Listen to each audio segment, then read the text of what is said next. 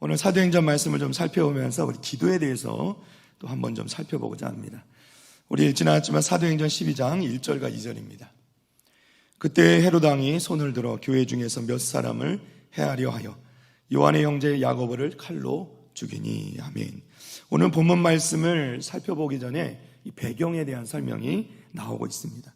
먼저 헤롯 왕이 등장하는데 이는 아그리빠 1세라고 불리는 사람입니다. 이 헤롯 왕은 교회 중에서 특별히 요한의 형제 야고보를 칼로 죽였다 이렇게 말합니다.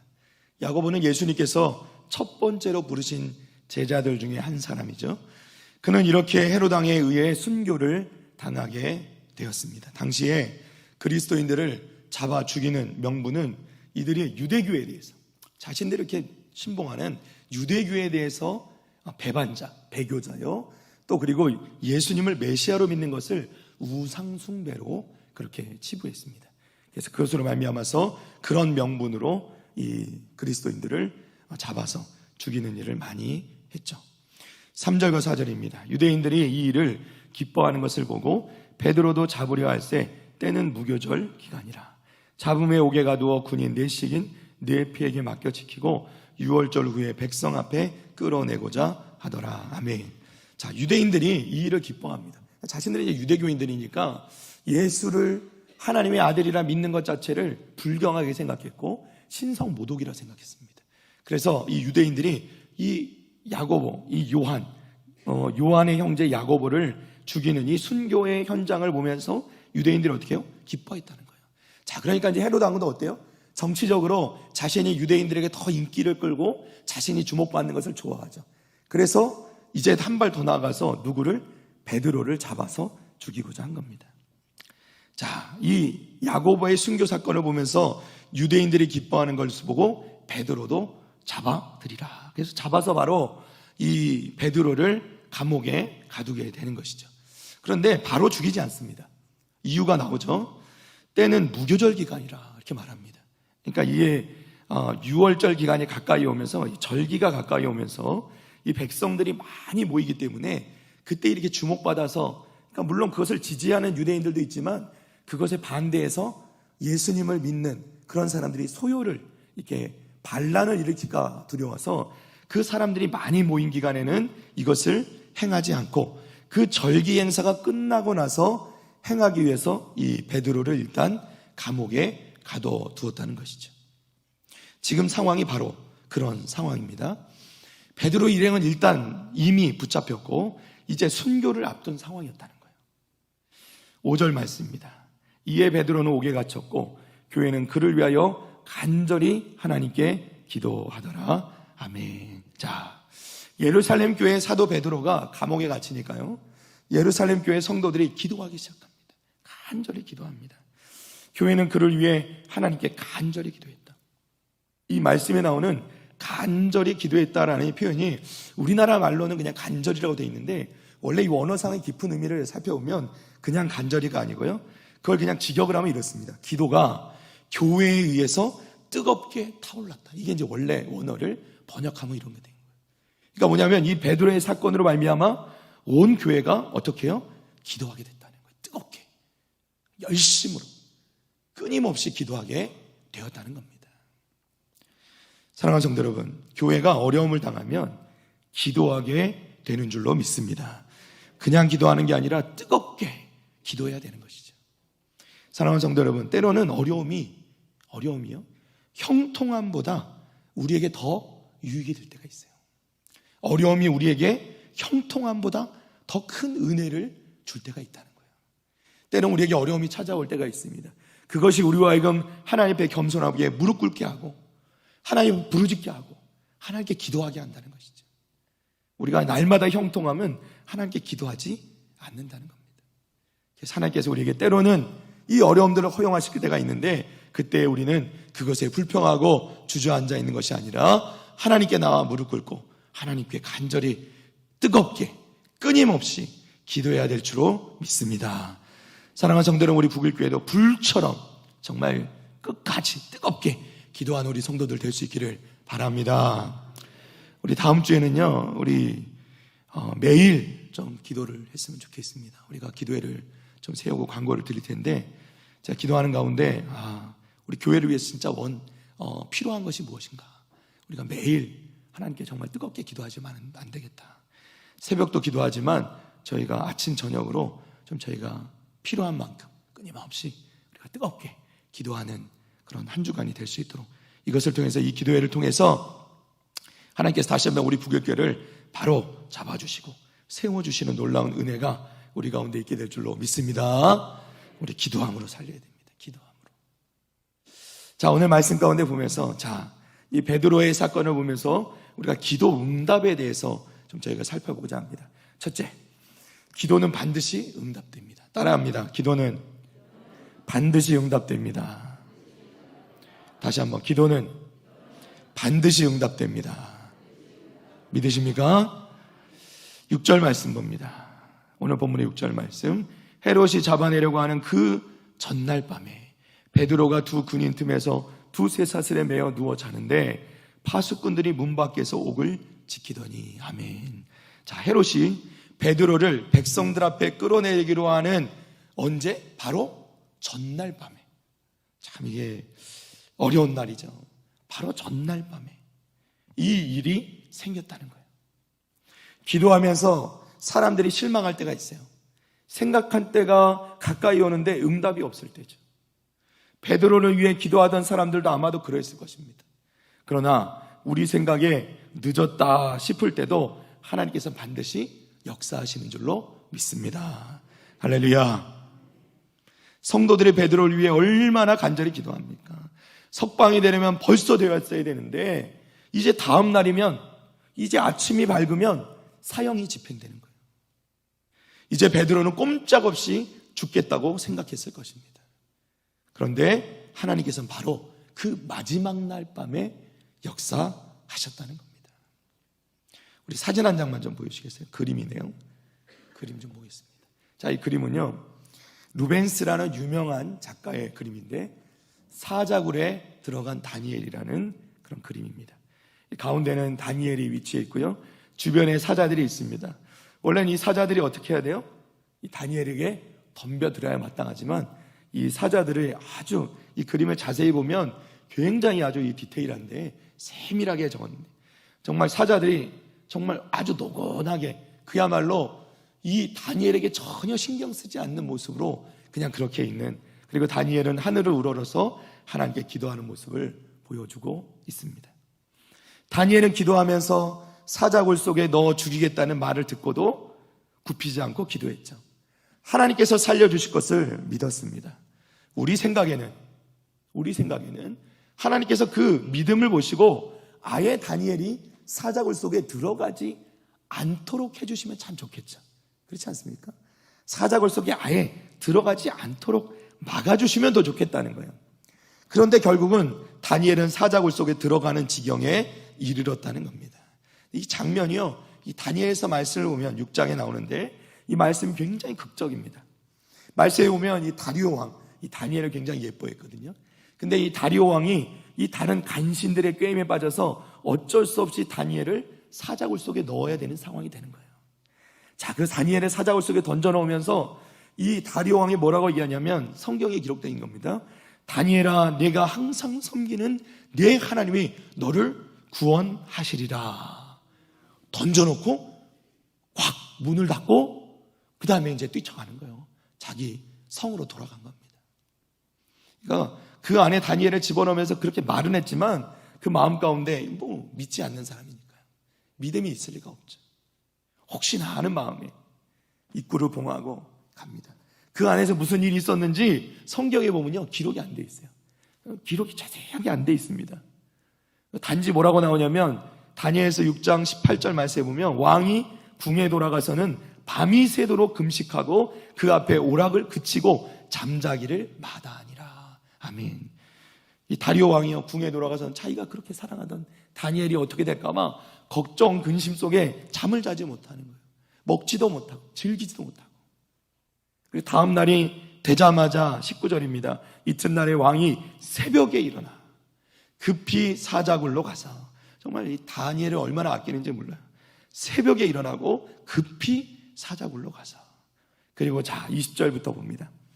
다니엘이 든 굴에 가까이 이르러서 슬피 소리질러 다니엘에게 묻되 살아계시는 하나님의 종 다니엘아, 네가 항상 섬기는 네 하나님이 사자들에게서 능히 너를 구원하셨느냐 하니라.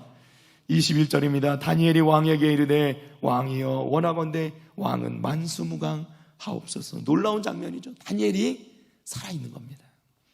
22절입니다. 나의 하나님이 이미 그의 천사를 보내어 사자들의 입을 봉하셨으므로 사자들이 나를 상해하지 못하였사오니 이는 나의 무죄함이 그 앞에 명백함이오며 또 왕이여 나는 왕에게도 해를 끼치지 아니하였나이다 하니라. 아멘. 자 23절 왕이 심히 기뻐서 명하여 다니엘을 굴에서 올리라 하매 그들이 다니엘을 굴에서 올린즉 그의 몸이 조금도 상하지 아니하였으니 이는 그가 자기의 하나님을 어떻게 해요? 믿음이었더라. 할렐루야. 사랑하는 성도 여러분, 모든 희망이 사라질 것 같은 그때 사자굴에 던져지는 순간에 이제 다 끝났구나 하는 거죠.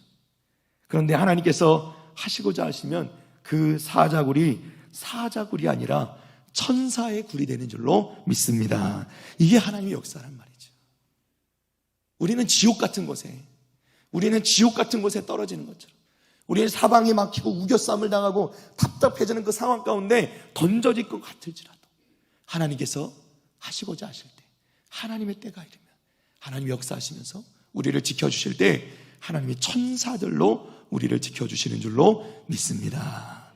자, 그럼 다니엘을 모방하고 다니엘을 이렇게 모반하여서 그야말로 그 다니엘을 이 계략으로 다니엘을 죽이려고 했던 그 간신들은 어떻게 됐을까요? 네. 그 다니엘을 죽이려 했던 사자굴에 그들을 던져놓자마자 사자들이 어떻게 해요? 네, 찢어 죽였다는 거 아닙니까? 하나님의 역사죠. 주님의 음성을 우리가 듣게 해달라고 기도한다고 해서 금방 쉽게 음성을 듣고 하나님의 응답을 듣는 것은 아닙니다. 때로는요, 그 응답이 늦춰질 때가 있다는 거예요. 시간이 많이 지나고 나서야 하나님의 음성을 듣게 될 때가 있다는 거예요. 그러나 기도의 시간이 지나가는 것은 그냥 시간만 흘러가는 것이 아닙니다. 그 시간은 오히려 우리의 영이 하나님께로 더 가까이 가고 우리의 영은 더 깊어지고 우리가 더 주님 곁으로 가까이 나아가는 그런 과정이 되는 것을 여러분 믿으시기를 바랍니다. 그래서 하나님께서는 때로는 우리에게 응답을 늦추실 때가 있는 거죠. 우리는 길이 참고 인내하며 기도해야 되는 줄로 믿습니다. 자, 하나님께서 우리에게 반드시 응답하신다 그랬습니다. 우리가 늘 자주 듣게 되는 말이지만 그 하나님께서 우리에게 응답하시는 기도의 응답 방식을 다시 한번 좀 말씀을 두고 정리를 좀 몇 가지 해보고자 합니다. 자, 첫 번째, 하나님께서 우리가 기도할 때 예스 하실 때가 있습니다. 요한복음 15장 7절 말씀입니다. 우리 다 같이 한번 읽어봅니다. 시작. 너희가 내 안에 거하고 내 말이 너희 안에 거하면 아멘. 할렐루야. 우리가 기도할 때 단기간 내에 응답받는 때가 있습니다. 그냥 하나님 우리가 기도하는데 바로 응답하실 때가 있어요. 언제요? 급할 때. 기도가 급할 때. 그렇죠? 그리고 그 기도가 하나님께서 보실 때 아주 시급하면서도 우리에게 꼭 필요한 것이라고 생각될 때 하나님께 그 즉시로 응답하실 때가 있다는 거예요. 그래서 우리가 이런 일들을 흔히 보는 것들이 선교지에서 있는 것이죠. 선교지에서 아주 급박한 상황 가운데 우리가 하나님께 기도할 때 하나님께서 역사하시면서 지켜주시고 선교사님을 보호해 주시고 이런 간증들을 우리 너무나도 많이 듣게 되는 것이죠. 자, 두 번째로 하나님께서 노라고 응답하실 때가 있습니다. 하나님께서 아니라고 얘기하시는 것도 응답인 줄로 믿습니다. 자, 우리는 알 수 없지만 이 하나님께서 노라고 응답하실 때도 여러 가지 경우가 있어요. 첫째, 우리는 모르지만 하나님 보실 때에 안 주시는 것이, 노라고 말씀하시는 것이, 응답하지 않는 것이 우리에게 더 유익이 될 때가 있다는 거예요. 그럴 때 하나님께서 노라고 대답하실 때가 있다는 거죠. 자, 마태복음 7장 11절 말씀입니다. 너희가 악한 자라도 좋은 것으로 자식에게 줄 줄 알거든 하물며 하늘에 계신 너희 아버지께서 구하는 자에게 어떤 것으로? 좋은 것으로 주시지 않겠느냐. 아멘. 주신다 안 주신다? 주신다. 하나님께서는 가장 좋은 것을 주신다. 그래서 하나님께서는 우리에게 응답을 하지 않으시는 것이 아니라 우리가 구하는 것이 아니라 더 좋은 것을 주신다. 그것이 응답이 아닌 것이 아니라는 거죠. 자, 두 번째로 하나님께서 노라고 대답하실 때가 있는데, 그것은 우리가 생각할 때 꼭 필요한 것 같지만 처음과 끝을, 우리의 인생의 모든 것을 다 아시는 우리 하나님께서 보실 때 오히려 그 응답이 우리에게 해가 된다고 생각되실 때, 그때는 하나님께서 또 노라고 대답하신다. 우리에게 필요 없는 것도 안 주시고 우리에게 유익이 되지 않는 것, 또는 우리에게 해가 될 만한 것도 주시지 않는다. 그리고 세 번째로 우리가 알 수 없는 하나님의 깊은 뜻이 있을 경우에 또 응답이 안 될 때도 있다는 거예요. 그러니까 이 노라고 응답하실 때가 있다는 거죠. 자, 예를, 가장 큰 예가 뭐죠? 사도 바울의 질병이죠. 자, 고린도후서 12장 8절과 9절입니다. 이것이 내게서 떠나가게 하기 위하여 내가 3번 주께 간구하였더니 나에게 이르시기를 내 은혜가 내게 어떻게 족하도다. 이는 내 능력이 약한 데서 온전하여 짐이라 하신지라. 그러므로 도리어 크게 기뻐함으로 나의 여러 약한 것들에 대하여 자랑하니니 이는 그리스도의 능력이 내게 머물게 하려 함이라. 아멘. 사도 바울, 그 대단한 사도 바울이 하나님께 3번 기도했다. 3번 기도했다. 여러분, 사실 3번은요 완전수입니다. 3번만 딱 기도했다는 게 아니에요. 그렇게 많이 기도했다는 겁니다. 그런데 하나님께서 응답을 주시는데 뭐라고 응답 주시냐면 내 은혜가 네게 족하다. 내 은혜가 네게 족하다. 오히려 네 능력이 약한 데서 온전하여진다. 이 하나님의 놀라운 응답이죠.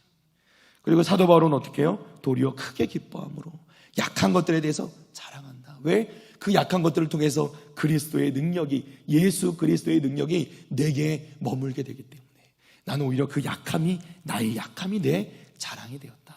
이렇게 고백하는 것이죠. 사랑하는 성도 여러분, 때로는 하나님께서 우리가 기도하는 것에 노라고 응답하실 때가 있습니다. 그거 아니야 라고 분명하게 응답하실 때가 있다는 거예요. 그때는 우리가 실망하고 좌절하고 섭섭해하고 서운해하고 하는 것이 아니라 하나님의 뜻이 있음을 믿으시기를 바랍니다. 하나님의 더 깊은 뜻이 있는 거예요. 하나님께 내게 더 좋은 것을 주시고자 하는 하나님의 깊은 뜻이 있음을 아셔야 될 줄로 믿습니다. 자, 마지막 세 번째로 not yet이라고 한, 또는 wait이라고도 하죠. 기다려라 이거. 시간이 필요하다. 지금이 그 시간이 아닐 때가 있다는 겁니다. 사무엘상 1장 6절입니다. 우리 얼마 전에 이 말씀을 살펴봤죠. 한나의 이야기입니다. 6절입니다. 여호와께서 그에게 어떻게 임신하지 못하게 하심으로 그의 적수인 분이 나가 그를 심히 격분하게 하여 괴롭게 하더라. 아멘. 자, 하나님께서 한나를 임신하지 못하게 하셨다는 거예요. 그런데 보세요. 사무엘상 1장 19절부터 20절입니다. 그들이 아침에 일찍 일어나 여호와 앞에 경배하고 돌아가 라마의 자기 집에 이르니라. 엘가나가 그의 아내 한나와 동침하며 여호와께서 그를 어떻게 해요? 생각하신지라. 20절입니다. 한나가 임신하고 때가 이름에 아들을 낳아 사무엘이라 이름하였으니 이는 내가 여호와께 그를 구하였다 함이더라. 아멘. 할렐루야. 이 말씀에 특별한 단어가 있죠. 20절 말씀에 보니까 한나가 임신하고 때가 이름에, 때가 이름에. 따라해 볼까요? 때가 이름에. 이 단어가 매우 중요합니다. 때가 이름. In his time. 그야말로 그분의 때, 하나님의 때가 있다는 겁니다. 우리 예전에 많이 불렀던 찬송인데요. 이 찬양인데 주님의 시간에라는 찬양이 있습니다. 주님의 시간에. 이런 찬양 아시나요? 주님의 시간에 그의 뜻 이루어지리 기다려 하루하루 살 동안 주님 인도하시니 주 뜻 이룰 때까지 기다려. 아멘. 기다려 그때를 기다려 그때를 그의 뜻 이루어지기 기다려 주의 뜻 이루어질 때 우리들의 모든 것 아름답게 변하리 기다려. 아멘. 할렐루야. 예, 우리가 하나님의 때가 분명히 있다는 거예요. 기다려야 된다는 거지. 분명히 하나님의 때가 있다. 그 하나님의 때가 올 때까지 우리는 인내하고 참고 견디며 기도하며 우리가 기다려야 된다. 그때 하나님께서 반드시 응답해 주시는 줄로 믿습니다. 자, 또 다른 우리에게 기다려라 말씀하시는 이유가 있는데요, 그것은 사단이 방해할 때도 있어요. 기도 응답이 우리에게 큰 은혜가 되고 사단의 입장에서 볼 때 자신에게 큰 타격이 된다고 생각할 때, 사단이 손해를 본다고 생각하면 우리 기도 응답을 지연시킬 때가 있다는 거죠. 사단이 집요하게 막을 때가 있다는 겁니다. 이럴 때 우리는 어떻게 해요? 다니엘처럼 낙심하지 말고 끈질기게 끝까지 하나님을 신뢰하며 기다려야 될 줄로 믿습니다. 하나님이 때가 되면 응답해 주시는 것이죠. 누가복음 18장 1절에서 8절입니다. 자, 우리에게 이것에 관해서 정확하게 말씀하시죠. 예수께서 그들에게 항상 기도하고 낙심하지 말아야 할 것을 비유로 말씀하여 이르시되, 어떤 도시에 하나님을 두려워하지 않고 사람을 무시하는 한 재판장이 있는데 그 도시에 한 과부가 있어 자주 그에게 가서 내 원수에 대한 나의 원한을 풀어주소서 하되, 그가 얼마 동안 듣지 아니하다가 후에 속으로 생각하되 내가 하나님을 두려워하지 않고 사람을 무시하나 이 과부가 나를 번거롭게 하니 내가 그 원한을 풀어주리라. 그렇지 않으면 늘 와서 나를 괴롭게 하리라 하였느니라. 주께서 또 이르시되 불의한 재판장이 말한 것을 들으라. 하물며 하나님께서 그 밤낮 부르짖는 택하신 자들의 원한을 풀어주지 아니하겠느냐? 그들에게 오래 참으시겠느냐? 내가 너희에게 이르노니 속히 그 원한을 풀어주시리라. 그러나 인자가 올 때에 세상에서 믿음을 보겠느냐 하시니라. 아멘. 자, 우리가 여기서 알아야 될 게 두 가지 있습니다. 한 가지는요, 기도하고 낙심하지 말아야 된다는 거예요. 과부처럼 끝까지 끊임없이 하나님께 부르짖고 기도해야 된다는 것입니다.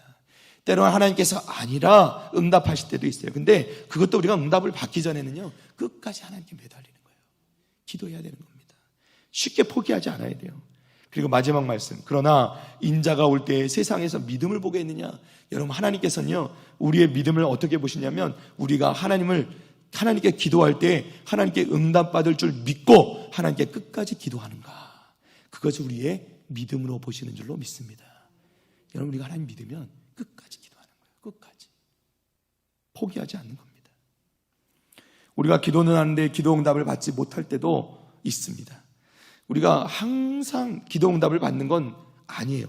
기도 응답을 받지 못할 때가 성경에 나오는데 그 이유를 몇 가지 좀 찾아봅니다. 우리가 날마다 기도로 하나님께 대화를 나누고 하나님께 전화를 거는데 하나님의 응답은 없고, 이 마치 뭐 이럴 때가 있죠. 우리가 하나님께 기도를 하는데 하나님께 꼭 누구한테 전화 걸었는데 전화 응답은 없고 계속 자동 응답기로 넘어갈 때, 굉장히 아주 그냥 답답할 때가 있죠. 마치 하나님께 기도하는데 하나님의 응답은 없고 음성은 1번, 호출은 2번, 이게 계속 우리가 바라는 대답이 안 나오고 엉뚱한 대답이 나올 때도 있다는 거예요. 자, 어떨 때 그러는가? 첫 번째, 회개하지 않는 죄가 있을 때입니다. 자, 따라해 볼까요? 회개하지 않는 죄가 있을 때. 시편 66편 18절입니다. 다 같이 한 목소리 읽어봅니다. 시작. 내가 나의 마음에 죄악을 품었더라면 주께서 듣지 아니하시리라. 아멘.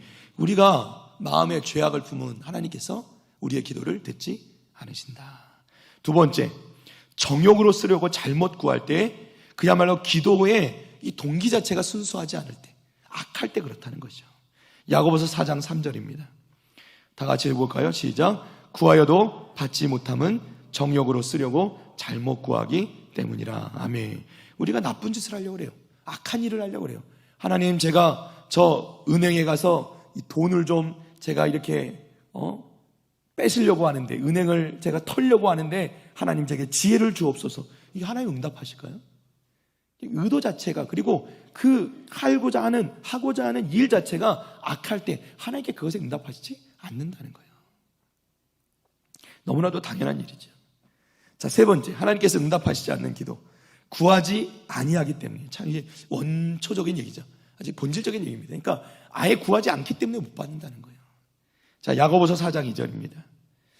다 같이 읽어봅니다. 시작. 너희는 욕심을 내어도 얻지 못하여 살인하며 시기하여도 능히 취하지 못함으로 다투고 싸우는도다. 너희가 얻지 못함은 구하지 아니하기 때문이요. 아멘. 우리가 얻지 못하면 왜요? 구하지 아니하기 때문이다. 기도를 해야 하나님께서 응답하실 거 아닙니까? 기도를 해야 응답하시죠. 자, 네 번째, 우리의 기도를 응답하시지 않는 것, 믿음이 없을 때입니다. 우리가 실컷 기도한다고 하고 뒤돌아서서 의심하는 거예요. 믿음이 없는 거죠. 야고보서 1장 6절 8절입니다. 오직 믿음으로 구하고 조금도 어떻게 하지 말라?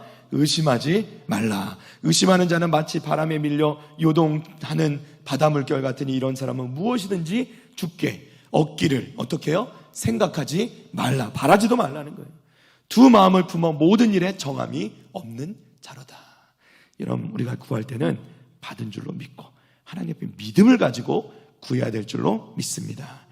자, 다섯 번째인데요, 우상 숭배를 하고 있을 때입니다. 에스겔서 14장 3절입니다. 인자야, 이 사람들이 자기 우상을 마음에 들이며 죄악의 걸림돌을 자기 앞에 두었으니 그들이 내게 묻기를 내게 조금인들 용납하랴. 아멘. 하나님께서 어떻게 해요? 우상 숭배, 하나님 외에 다른 신을 섬기는, 우리 마음 가운데 다른 것을 더 우상으로 섬기고 있을 때 우리의 기도가 하나님께 용납되지 않게 된다는 것입니다. 자, 여섯 번째입니다. 세상에 빠져서 말씀을 떠났을 때입니다. 이게 참 역으로 보면 똑같은 말씀인데 요한복음 15장 7절 똑같은 말씀입니다. 너희가 내 안에 거하고 내 말이 너희 안에 거하면 무엇이든지 원하는 대로 구하라. 그리하면 이루리라. 아멘. 자, 우리가 하나님 안에 거하면, 하나님께 구하면 이루신다는 거예요. 반대로 우리가 하나님 바깥에 하나님을 떠나서 세상 가운데 빠져 있으면 하나님께 무엇을 구해도 그것이 응답될 리가 없다 하는 것이죠. 자, 일곱 번째, 우리의 기도가 하나님께 응답되지 않을 때, 우리가 기도하는 것이 하나님의 뜻에서 벗어날 때입니다. 요한일서 5장 14절 15절입니다. 함께 읽어볼까요? 시작. 그를 향하여 우리가 가진 바 담대함이 이것이니 그의 뜻대로 무엇을 구하면 들으심이라. 우리가 무엇이든지 구하는 바를 들으시는 줄을 안즉 우리가 그에게 구한 그것을 얻은 줄을 또한 아느니라. 아멘. 할렐루야. 자, 우리가 담대함을 얻는 것은 그의 뜻대로 무엇을 구하면 들으신다는 거예요. 반대로 우리가 하나님의 뜻에 어긋나는 것을 구할 때 응답되지 않을 수 있다. 또는 노라고 응답하실 수도 있겠죠. 자, 마지막입니다. 이것은 특별히 이 말씀 가운데 좀 독특한 경우인데 남자의 경우에 해당합니다. 부부간에 문제가 있을 경우에 기도가 응답되지 않는다는 거예요. 자, 베드로전서 3장 7절입니다. 남편들만 한번 읽어볼까요? 남자들만 한번 읽어보겠습니다. 시작. 남편들아, 이와 같이 지식을 따라 너희 아내와 동거하고 그를 더 연약한 그릇이요 또 생명의 은혜를 함께 이어받을 자로 알아 귀히 여기라. 이는 너희 기도가 막히지 아니하게 하려 함이라. 아멘. 자, 우리 남편들은 다 명심해야 되겠죠. 예?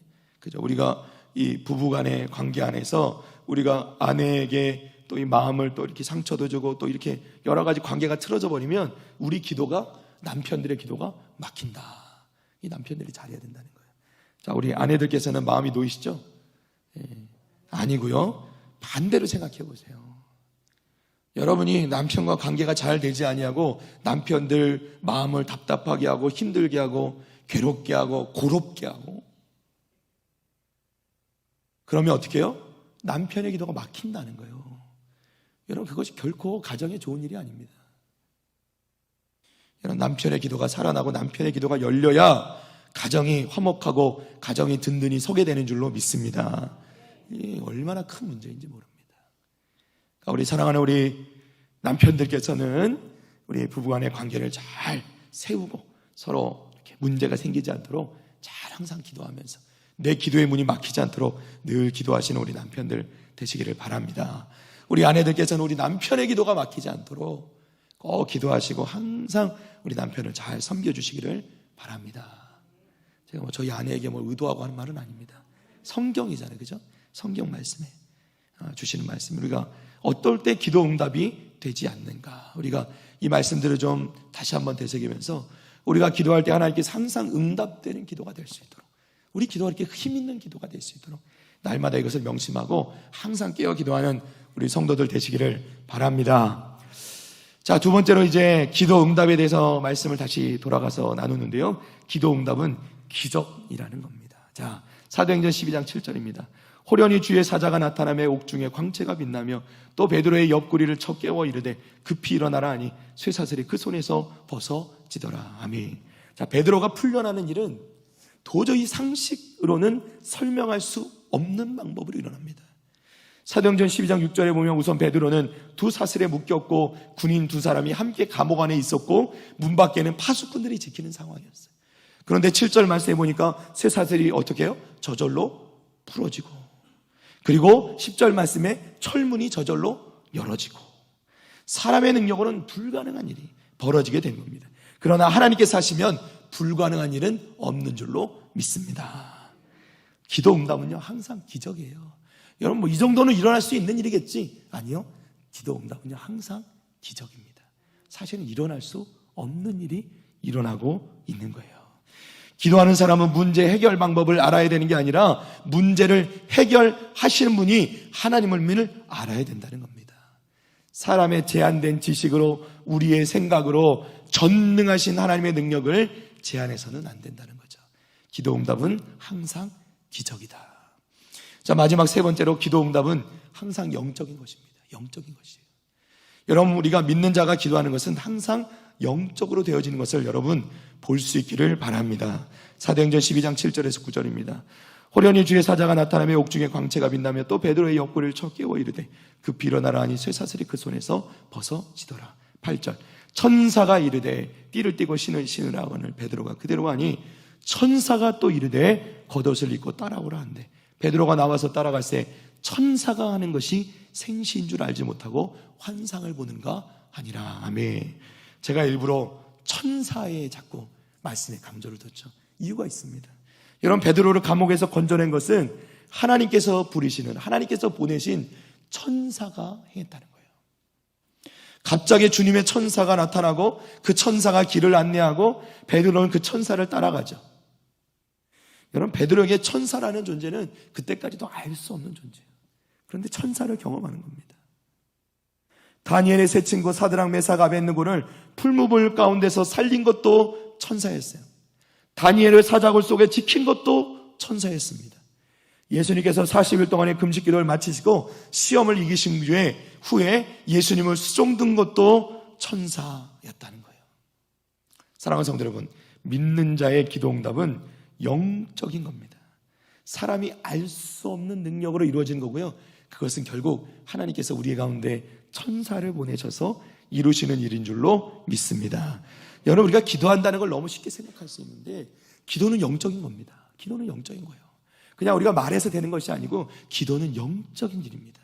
여러분, 우리가 기도하면 세상적인 생각이나 지식으로 이해할 수 없는 일들이 일어나는 거예요.